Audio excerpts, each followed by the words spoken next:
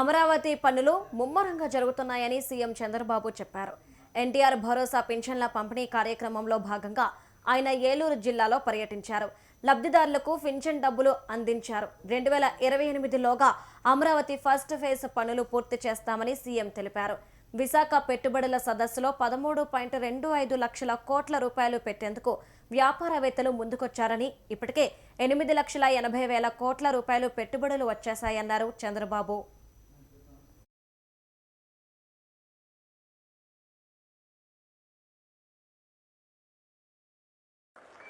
ఇంకో పక్క పోలవరం నాకు 2027కి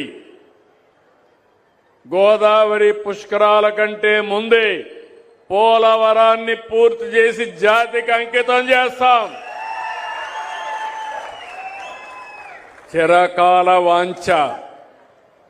ఒక కాటన్ గారు ధవళేశ్వరం బ్యారేజ్ కడితే ఇప్పుడు కూడా విగ్రహాలు పెట్టి పూజిస్తున్నాం.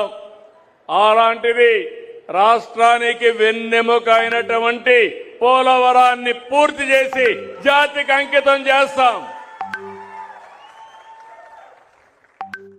నేను ఒక మాట మీరు గుర్తుపెట్టుకోవాల్సింది, సంక్షేమం, అభివృద్ధి, సుపరిపాలన.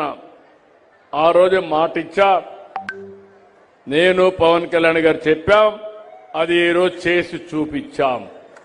2029కి 20 లక్షల ఉద్యోగాలు ఇస్తాన్నాం. మొన్నే విశాఖపట్నంలో పెట్టుబడుల సదస్సు జరిగింది. 13,25,000 కోట్ల రూపాయలు పెట్టుబడులు పెట్టడానికి ముందుకు వచ్చారు. అప్పటికి 8,80,000 కోట్ల పెట్టుబడులు వచ్చాయి. ఈ రోజు ఈ రెండు అయితే దగ్గర 24 లక్షల మంది పిల్లలకు ఉద్యోగాలు వస్తాయి.